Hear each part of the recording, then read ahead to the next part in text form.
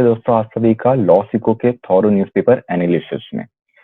आज जो हम आर्टिकल डिस्कस करने वाले हैं, उनमें से जो पहला आर्टिकल है, वो जम्मू एंड कश्मीर में जो धारा 370 के हटने के बाद में जो इंटरनेट का एक बैन लगा है, उसके अगेंस्ट कौन-कौन से केसेस फाइल हुए, कौन-कौन सी जुडिशियल रेमेडीज अवेलेबल थी, उसके बारे में बताता है। जो हमारा दूसरा आर्टिकल है, वो मेक इट लेस टैक्सिंग, जो कि अभी-अभी एक ट्रांसपेरेंट टैक्सेशन प्लेटफॉर्म लॉन्च किया गया है हमारी सरकार के द्वारा। उसके बारे में विस्तृत विस्तृत चर्चा करता है, उसकी कमियाँ, उसकी खामियाँ और उसके फायदे बताता हुआ ये आर्टिकल है।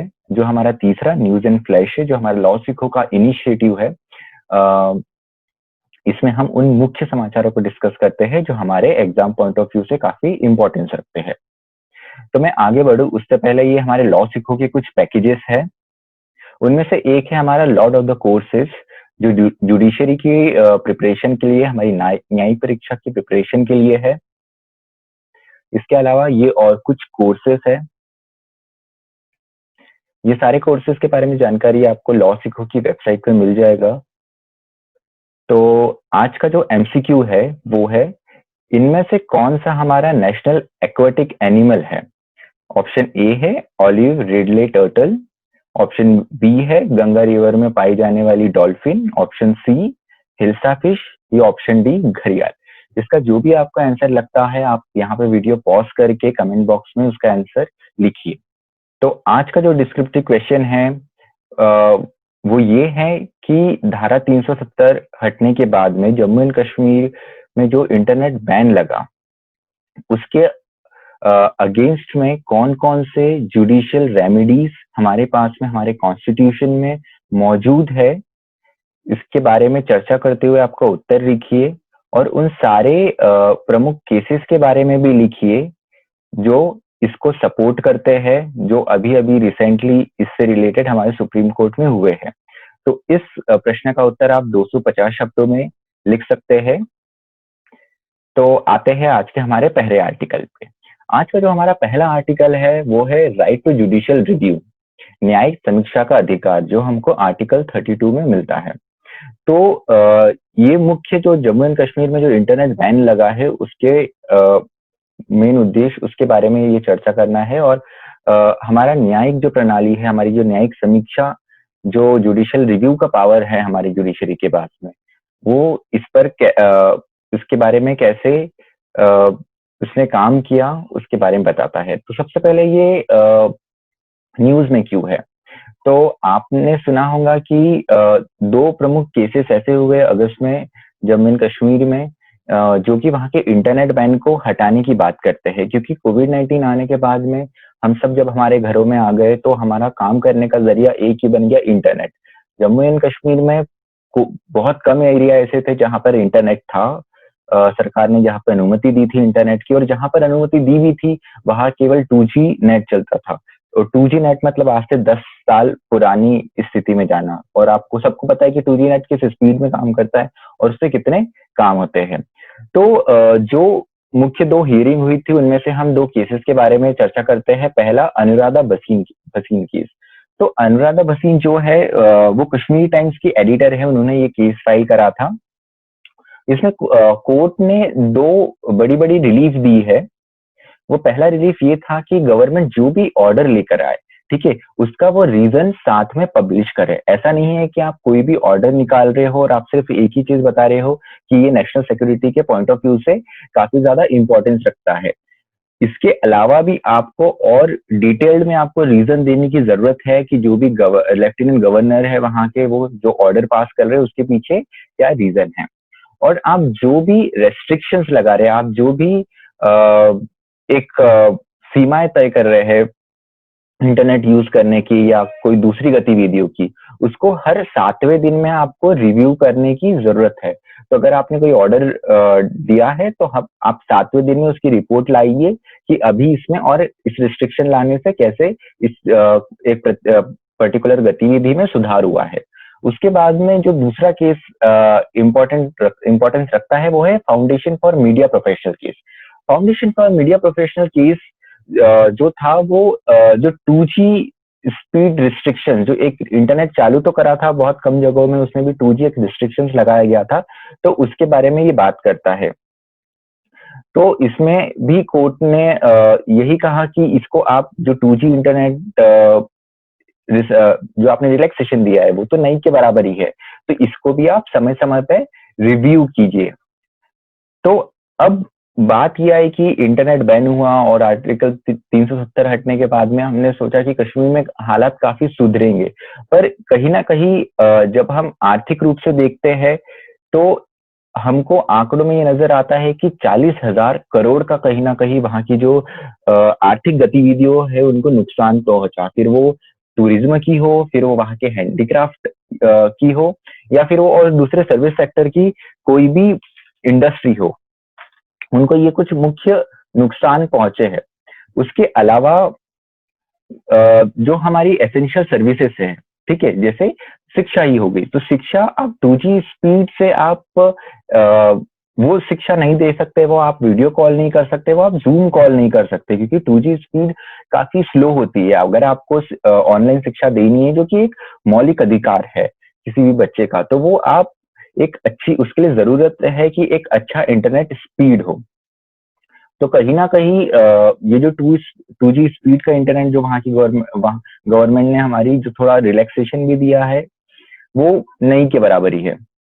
उसके अलावा जो दो आर्ग्यूमेंट थे सुप्रीम कोर्ट के सामने, वो एक चीज देखने को मिली थी कि सुप्रीम कोर्ट ने एक डिफरेंशियल अप्रोच, एक नरमी बरती हुई अप्रोच, एक गवर्नमेंट डिसीजंस, एग्जीक्यूटिव ऑर्डर्स के अगेंस्ट लिया था। तो उसका उन्होंने दो मुख्य कारण बताए थे। पहला कारण सब्जेक्टिव डिसीजन, कि ये काफी ओपिनियन बेस्ड है, ठीक है, ये काफी पर्सनल पर्सपेक्टिव बेस्ड डिसीजन है। तो ऐसे पर्सनल पर्सपेक्टिव या ऐसे ओपिनियन बेस्ड जो डिसीजन होते हैं वो जुडिशियल स्क्रूटनी के बाहर होते हैं। लेकिन ये आर्ग्यूमेंट, राइटर कहते हैं कि ये आर्ग्यूमेंट कितना सही है, क्योंकि हमारे जो संविधान निर्माता थे, हमारे जिन्होंने कॉन्स्टिट्यूशन बनाया, उन्होंने इंग्लिश पब्लिक लॉ को रिजेक्ट करते हुए जुडिशियल रिव्यू खुद एक फंडामेंटल राइट बना के आर्टिकल 32 में डाला। हाँ, इंग्लिश में जो इंग्लैंड में क्या होता है कि वहां का लेजिस्लेचर जो है वो सुप्रीम होता है, पर हमारे यहाँ पे हमारा कॉन्स्टिट्यूशन सुप्रीम है। तो ये बहुत बड़ा डिस्टिंक्शन है इंग्लिश लॉ में और इंडियन लॉ में। तो यहाँ पर कॉन्स्टिट्यूशन फ्रेमर्स ने इस, अगर वो इंग्लिश पब्लिक लॉ को ही मानते तो वो आर्टिकल 32 नहीं डालते। तो आर्टिकल 32 डालना अपने आप में इस बात को बताता है कि कोर्ट के पास में ये पावर है कि वो सब्जेक्टिव डिसीजंस में भी जाए और अपना निर्णय दे। उसके अलावा जस्टिस विपिन बोस का एक जजमेंट है 1956 का, उसमें उन्होंने लिखा है, if power of subjective satisfaction is confirm on executive then there is no point of having a fundamental right. वो इसी बात को और एलोबरेट करते हुए और समझाते हुए कहते हैं कि अगर ऐसा होता कि हमारा भी लॉ इंग्लिश पब्लिक लॉ जैसे ही होता, जहाँ पे लेजिस्लेचर का पावर ज्यादा है, जहाँ पे अगर लेजिस्लेचर ने कोई ऑर्डर दे दिया तो वो आपको मानना ही है, तो ये फंडामेंटल राइट बना के हमारे संविधान निर्माता डालते ही नहीं हमारे संविधान में। उसके अलावा एडीएम जबलपुर का भी केस है जो कि ओवर रूल हुआ है केस पुट्टास्वामी केस में। केस पुट्टास्वामी केस अगर आपको याद होगा तो ये राइट टू प्राइवेसी से रिलेटेड है। तो इसमें भी सुप्रीम कोर्ट ने ये बोला है कि जो सब्जेक्टिव सेटिस्फेक्शन की बात है वो सिर्फ कार्यपालिका के हाथ में, जो वो सिर्फ एग्जीक्यूटिव के हाथ में नहीं है, that is subject to judicial review. उसमें जुडिशरी को इंटरफेरेंस करने का और फंडामेंटल राइट से ये इंटरवायरस है कि नहीं ये देखने का पूरा अधिकार है। तो हम आर्टिकल 32 एक बार देख लेते हैं कि आर्टिकल 32 है क्या। आर्टिकल 32 जो है वो दो क्लॉसेस में है। जो पहला क्लॉज है, the right to move Supreme Court by appropriate proceeding for enforcement of right confirm by part 3 is guaranteed. तो अगर आर्टिकल जो पार्ट 3 है फंडामेंटल राइट का, अगर उसमें का कोई भी आपका राइट वायलेट होता है तो आप डायरेक्ट सुप्रीम कोर्ट जा सकते हो। उसके अलावा जो क्लॉज 2 है वो ये कहता है कि आप सुप्रीम कोर्ट में जाके गवर्नमेंट को सुप्रीम कोर्ट गवर्नमेंट को एक डिसीजन, एक डायरेक्शन दे सकता है एक रीट के द्वारा एक डायरेक्शन दे सकता है, जिसमें 5 रीट है: habeas corpus, mandamus, prohibition, quo warranto और शिरोशेरी। तो इनमें से कोई गवर्नमेंट को जुडिशरी एक डायरेक्शन दे सकते हैं कि आप यहाँ फंडामेंटल राइट वायलेट हो रहा है, आप ये पर्टिकुलर कदम उठाइए। अब जो दूसरा मेन आर्ग्यूमेंट वो ये था कि court does not have competence to review matter of national security. तो नेशनल सिक्योरिटी से जो मुद्दे हैं उसमें कोर्ट इंटरफेयर नहीं कर सकता है। लेकिन अगर जब हम केसेस देखते हैं, जैसे क्रिप्टो करेंसी का केस, ठीक है, लिंकेज ऑफ आधार का केस, तो ये तो कहीं ना कहीं नेशनल सिक्योरिटी और मनी लॉन्ड्रिंग जैसे कॉम्प्लेक्स सब्जेक्ट के बारे में बात करता है। वहां तो सुप्रीम कोर्ट, वहां तो जुडिशरी को पूरा हक है जुडिशियल रिव्यू का। वहां पे कोर्ट्स को राइट है कि वो इंटरफेयर करे। फिर ऐसे पर्टिकुलर केस में कोर्ट को क्यों राइट नहीं है? तो सिर्फ आप उसको नेशनल सिक्योरिटी बोल के आप ये नहीं कह सकते कि यहाँ पे जुडिशरी का कोई राइट नहीं है। तो ये जो दो मेन पॉइंट्स है राइटर ने बताया है इसमें। उसके अलावा जो एससी सुप्रीम कोर्ट ने अनुराधा भसीन केस में प्रोपोर्शनलिटी टेस्ट, 4 स्टेप का एक प्रोपोर्शनलिटी टेस्ट रखा है। उसमें से जो पहला है वो ये है: restrictions are in pursuance of legitimate aim. अगर आप रिस्ट्रिक्शंस लगा रहे हैं तो उसका कोई एम होना चाहिए, उसका कोई उद्देश्य होना चाहिए। ऐसा नहीं है कि आपने रिस्ट्रिक्शन लगा दिया विदाउट कोई आपका कोई लक्ष्य होते हुए। उसके अलावा जो दूसरा पॉइंट है वो ये है: restrictions are suitable to achieve the aim. Restrictions ऐसे होनी चाहिए जो लक्ष्य की पूर्ति करे, जिनसे लक्ष्य पूर्ण हो सके, जिस लक्ष्य के लिए आप रिस्ट्रिक्शन लगा रहे हो उसकी इससे पूर्ति हो सके। ऐसा नहीं है कि आप कुछ भी उठा के लगा सकते हो। जो तीसरा स्टेप है वो ये है: there exist no less restrictive alternative. तो आपने जो रिस्ट्रिक्शंस लगाया है, ठीक है, वो सबसे कम लेवल का होना चाहिए। अगर उससे कोई नरम रिस्ट्रिक्शंस मौजूद है तो आप वो लगा सकते हो, ठीक है। तो जितना कम हो सकते प्रोपोर्शनलिटी में उतना कम रिस्ट्रिक्शन होना चाहिए। तीसरा पॉइंट ये कहता है। चौथा पॉइंट ये है कि adverse impact is proportionate to benefit. तो आप जो रिस्ट्रिक्शंस लगा रहे हैं उसका जो एडवर्स इफेक्ट है, ठीक है, वो कहीं ना कहीं बेनिफिट जितना हमको मिल रहा है उससे वो कम होना चाहिए। तो जब हम इसको बेनिफिट और एक एडवर्स इंपैक्ट के तराजू में हम इसको नापते हैं तो ऐसा नहीं हो कि एडवर्स इंपैक्ट बहुत ज्यादा हो और हमको बेनिफिट बिल्कुल मिले ही नहीं। तो ये जो चौथा पॉइंट है, इसका कहीं ना कहीं सरकार ने और ध्यान देना चाहिए कोई भी रिस्ट्रिक्टिव ऑर्डर लगाने के पहले। जो हमारा दूसरा आर्टिकल है वो बात करता है transparent taxation honouring the honest platform, जो लॉन्च किया हमारे पीएम मोदी जी ने। वो काफी आनन फानन में लॉन्च किया गया था, राइटर ये कहते हैं, और कुछ ही टाइम बाद ये देखने को मिला कि उसका जो ट्वीट किया था वो माई जीओवी इंडिया का जो ट्विटर हैंडल है, माई गवर्नमेंट का जो एक ट्विटर हैंडल है, उससे निकाल दिया गया। तो इसके पीछे क्या कारण हो सकता है? इसके पीछे कहीं ना कहीं एक क्रिटिसिज्म आ रहा था, एक आलोचना आ रही थी पब्लिक की तरफ से। अब ये आलोचना क्यों आ रही थी? क्योंकि ये प्रपोज करता है रिपोर्टेबल फाइनेंशियल ट्रांजैक्शन का को सामने लाने का। जो भी हमारे टैक्स पेयर्स है या उनके अलावा जो लोग हैं उनको ये बाध्य करता था कि आप अपने फाइनेंशियल ट्रांजैक्शंस जो है उनको आप सामने लाइए। अब बात ये आती है कि what is reportable financial transactions. जो रिपोर्टेबल फाइनेंशियल ट्रांजैक्शन है उन्हें हम स्टेटमेंट ऑफ फाइनेंशियल ट्रांजैक्शन भी कहते हैं। तो अब ये स्टेटमेंट ऑफ फाइनेंशियल ट्रांजैक्शन आखिर है क्या? तो जो हमारा इनकम टैक्स एक्ट है, जो कि अपने आप में दुनिया में कहते हैं कि जो इंडिया का इनकम टैक्स एक्ट है वो काफी ज्यादा कॉम्प्लेक्स है, इसकी हमेशा ये चर्चा होती रही है। तो उसका जो सेक्शन 285 BA है उनमें कुछ लिस्ट दी हुई है, ठीक है, कि इन लोगों को अपने जो स्टेटमेंट ऑफ फाइनेंशियल अपना statement of financial transaction income tax authority के साथ में साझा करना कंपलसरी है।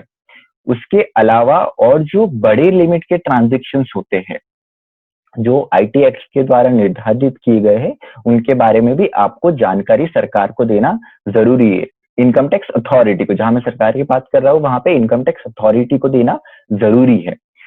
दूसरा बात ये आता है कि why the list of reportable transaction may be widened, ये क्यों बढ़ सकता है? तो हमारे देश में एक देखने वाली बात ये है कि जब हम टैक्स, इनकम टैक्स पेयर की, वैसे तो हम सभी टैक्स पेयर है, हम जो भी उत्पाद खरीदते हैं उस पर हम टैक्स देते हैं, लेकिन अगर हम इनकम टैक्स पेयर की बात करें, जो अपनी इनकम पे टैक्स देते हैं, तो वो केवल 1.5 करोड़ लोग हैं। तो आप समझ सकते हैं कि 130 करोड़ की जनसंख्या में केवल 1.5 करोड़ लोग ही टैक्स देते हैं। तो कहीं ना कहीं अगर बड़े ट्रांजेक्शन अगर आपके, तो एक चीज ये देखने को मिले कि ऐसा बिल्कुल संभव नहीं है कि इतनी ज्यादा जनसंख्या वाली कंट्री में, जहाँ पे आपका जीडीपी इतना बड़ा हो, जहाँ पे आपकी इकोनॉमी इतनी बड़ी हो, वहां पे इतने कम लोग कैसे ये टैक्स के स्लैब में आ सकते हैं। तो अगर आप ट्रांजेक्शन्स, हर एक ट्रांजेक्शन्स को देखोगे तो उससे आपको पता चलेगा कि हाँ, यहाँ पे बड़े ट्रांजेक्शन्स हुए हैं, तो हम इन पे नजर बना सकते हैं कि इनका वार्षिक आय कितना हो रहा है। हम कम से कम एक अनुमान लगा सकते हैं, हम एक इन्वेस्टिगेट कर सकते हैं टैक्स अथॉरिटी कि ये टैक्स स्लैब में आने के योग्य है या नहीं है। ठीक है।